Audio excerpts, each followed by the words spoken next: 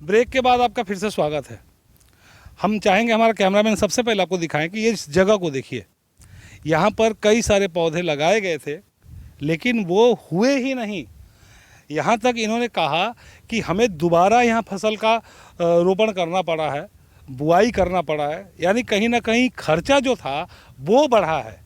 अब आप ज़रा समझिए कि अगर खर्चा डबल हो तो इनकम क्या होगा, ये सबसे बड़ा सवाल है। और एक जो चीज़ मैं दिखाना चाहता हूँ, जैसा कि इन्होंने कहा, ये है वो दीवार जो पानोली इंटरमीडिएट यूनिट 3 के नाम से जाना जाता है। इसके अंदर में केमिकल युक्त मिट्टी डाला गया है और उस मिट्टी में चूँकि बारिश हुई है तो बारिश की जो पानी है उससे वो जो केमिकल है मिट्टी का वो इधर आ जाता है। और इसका कारण है कि आप देख सकते हैं कि दीवार के किनारे के जो घास है वो भी जल चुके हैं। अब मैं आपको एक चीज़ दिखाता हूँ, आप ज़रा देखिए, इन पौधों को देखिए। इन पौधों की अगर आप हाइट देखेंगे तो 1 फीट भी नहीं है। ये जो पौधे हैं ये एक हाथ के भी पौधे नहीं है, जबकि वही अगर आप दूर दराज के पौधे देखेंगे तो 4 फीट से ऊपर के वो पौधे दिख रहे हैं। ऐसे में सवाल आता है कि आखिर एक किसान के ऊपर इतना बड़ा अत्याचार क्यों, इतना बड़ा अन्याय क्यों?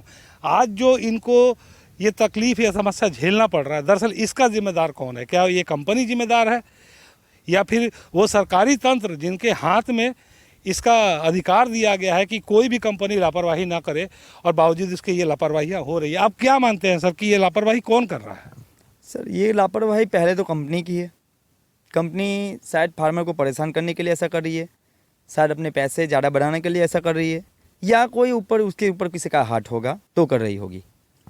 अभी आपने थोड़ा देर पहले भी बोला कि कंपनी ये मिट्टी डालना बंद करे। फाइनली आप क्या चाहते हैं कि मतलब इसका कोई एक समाधान आना चाहिए? क्या समाधान आना चाहिए? मैं यही चाहता हूँ, यहाँ पे जितनी भी केमिकल वाली मिट्टी डाली है यहाँ से उठा ले, जहाँ से वो खोद के लाए है, जिस कंपनी से खोद के लाए है वहाँ पे वापस ले जाए, और हमारी ज़मीन है वो ऐसी की ऐसी बनी रहे, उसको मारने की कोशिश मत कीजिए। अच्छा, ऐसे जैसे BIL एक कंपनी है, वहाँ पर जो भी कंपनी है, दूसरे कंपनीज के जो केमिकल वाली मिट्टी होते हैं, केमिकल डस्ट होते हैं, केमिकल लिक्विड होते हैं, वैसे कंपनी में उसको प्यूरिफाई करने के लिए दिया जाता है। इन कंपनियों को भी वहाँ भेजना चाहिए। आपको क्या लगता है कि ये लोग क्यों नहीं भेजते हैं?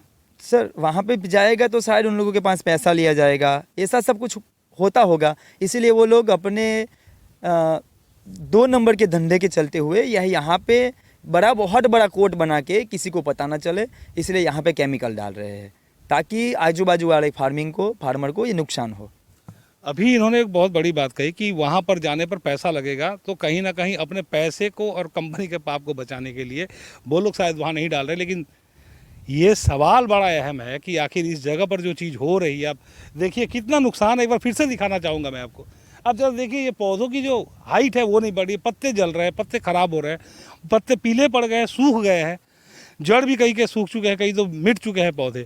तो ये जो नुकसान हो रहा है इसका कारण अगर कोई है तो सिर्फ और सिर्फ पानोली इंटरमीडिएट। आपको क्या लगता है कि इसका एक जिम्मेदार कौन है? सर ये तो यही कंपनी है, क्योंकि मैंने तो मेरी आंखों से केमिकल यहाँ पे डालते हुए देखा है, मिट्टी डालते हुए देखा है। हमने बार बार उसको बोला भी है। जब ये पानी आया था, पानी से फसल मरी थी, तो मैंने उनको बुलाया कि आइए, मुझे कितना नुकसान हुआ है। यहाँ पे रहने वाला वॉचमैन से कॉल करवाया, उसका कॉल नहीं उठाया, मेरा कॉल नहीं उठाया, फिर भी वो लोग नहीं आए।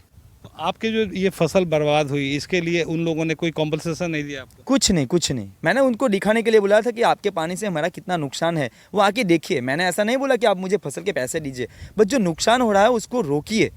आपने कंपनी के किस अधिकारी से बात किया, कुछ नाम याद है? मैंने विनोद भाई से कॉल किया था, बराबर, तो उन्होंने मेरा कॉल रिसीव नहीं किया। उन्होंने अपने जो वॉचमैन है उसने कॉल किया, फिर भी उनका कॉल नहीं उठाया। और विनोद भाई से बात हुई थी तो उनके जो पर्सनल मैनेजर कोई HR के इंसान है उनसे बात हुई, तो बोले मैं विनोद भाई का नंबर देता हूँ। फिर विनोद भाई को मैं कॉल कर रहा हूँ, विनोद भाई मेरा फ़ोन नहीं उठा रहे। तो ये समस्या है कि कॉल भी नहीं उठाया जाता है, लोग परेशान होते हैं, लोगों की ज़मीन में बुआई किया हुआ फसल बर्बाद हो रहा है, लोगों का परिश्रम, लोगों का पैसा बर्बाद हो रहा है, लेकिन कंपनी को कुछ पड़ी नहीं है। और यही नहीं, जो यहाँ के HR के मैनेजर हैं विनोद भाई, जिनका ये जिक्र कर रहे हैं, उन्होंने फ़ोन तक नहीं उठाया। तो ये चीज़ क्या बताता है? अपने मनमौजी तरीके से काम करना, अपना फ़ायदा देखना, भले किसी को नुकसान होता है तो हो। अब सवाल ये है कि क्या इन चीज़ों पर वाकई रोक लगेगी? क्या GPCB की नींद खुलेगी? क्या वो वाकई संज्ञान लेंगे इस मुद्दे पर? ये सबसे बड़ा और अहम बात है। हमारे साथ आप बने रहिएगा, इस मुद्दे पर हम आगे के भी अपडेट्स आपको देते रहेंगे।